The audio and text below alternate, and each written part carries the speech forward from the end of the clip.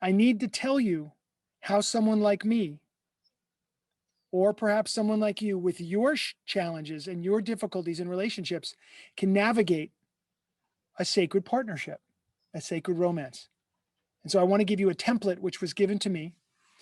And the way it was given to me, because I'm a heterosexual male, my teacher gave it to me from that perspective. And he said, Tommy, are you aware of the 4 women, the only 4 women you're ever going to meet? Now, if you're a heterosexual female, you can replace the 4 women with men. You could say the 4 men you're ever going to meet. If you are gender fluid, transgender, gay, bisexual, whatever your orientation is, make this template work for you. I just want you to know that you're considered in this, and we're all in it together. So whatever your orientation is, consider this a teaching for you. Just make it work for you and according to your viewpoint. I said, no, who are the 4 women I'm ever going to meet? And he said, you're only going to ever meet mothers, daughters, sisters, and a partner. Mothers, daughters, sisters, and a partner. And he said, therefore, and for women, of course, it's fathers, sons, brothers, and a partner. Now, for those of you into polyamory and other versions of this, make it work for yourself. You'll get the lesson here. He said, when you encounter mothers, now this might be someone older than me, or it could be someone around my age with sort of that motherly energy. When you encounter that, you have to take on the qualities of a dutiful son. How would I be with my mother? Respectful, loving, caring, helpful, reverent. So that if I'm in front of a mother, I have to bring those qualities in. And then there were daughters. A daughter could be someone much, much younger than me, certainly a child, an adolescent. For me at my age, we're going to go up a couple decades from there, but someone younger than me, but who has that daughterly energy, right? How would I choose to be with that person? I have to bring out my paternal side. How would I be as a father? Protective, caring, supportive, paternal, right? And be very clear about that energy. And then he said to me, and then there are sisters. And he told me up front, sisters are going to be a challenge for you, Tommy. So they have been in your life. These sisters can come in very alluring packages, he told me. And I said, I have noticed. And he said, but you have to realize when you encounter these sisters, they could be a variety of different ages, a little older, my age, a little younger. How would you be? Fraternal, platonic, not flirting, sweet, nice, friendly, like you would be with a sister. And then he said, and then there's that one special somebody, your partner. Now that person relates to you in another way altogether, and you relate to them in another way altogether. Nobody else gets to see that. It's sacred.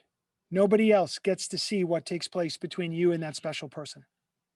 What takes place between you and that special person is unto you. It's sacred to you. It's between the two of you and spirit. They see aspects of you that no one else will ever see. You're engaged physically with them, sexually with them in a way that no one else will ever experience. Not within this viewpoint, mind you, the monogamous sort of this viewpoint that we're putting out.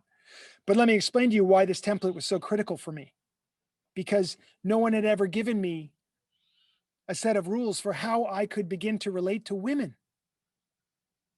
Where my whole life, if I saw an attractive woman, adult woman, regardless of her age, my inkling was to hit on her or to flirt with her or to envision going to bed with her or to actually pursue going to bed with her. And what I can tell you is that is not a good recipe for happiness. And I had been with enough women in my life to say, well, I seem to be good at this, but I'm miserable. I want something deeper. And when I had something deeper, I just wanted to be free. So there was no way to be me and be content because I hadn't done the work of discovering my lost self and then presenting myself as a whole or healthy human being to someone else within the context of a truthful and sacred romance or partnership.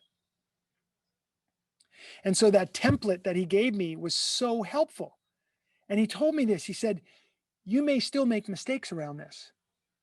You may still flirt inappropriately, or worse. But this is something to aspire to. This is something to work towards. It's an ideal. And that ideal turned out for me to be one of the most important templates that I could turn to when my resistance was high, or when I was struggling, or when I came separate from the sacred, or when I got a little confused about what I was doing. So this is just simply to say, like, I had a lot of help along the way through this marriage. I tell the funny story that when I told my teacher I was married for the first time, he said, well, any monkey can have a wedding. But he said, for you, you're going to need help with a marriage. You're going to need help. And he was right. So I want to read this next quote to you. And then I'm going to tell you about some special things. And then we're going to wrap up and we're going to say a quick prayer and we're going to go off into our evening. So here we go. The point of marriage, and I want you to take that word marriage and just replace it with partnership if you're not married, but you want to be in a partnership, or you want to be in a long-term relationship, or you are, or you're married. The point of marriage is not to create a quick commonality by tearing down all boundaries. On the contrary, a good marriage is one in which each partner appoints the other to be the guardian of his or her solitude. I'm going to read that again. It's so big. A good marriage, good partnership, is one in which each partner appoints the other to be the guardian of his or her solitude. And thus they show each other the greatest possible trust.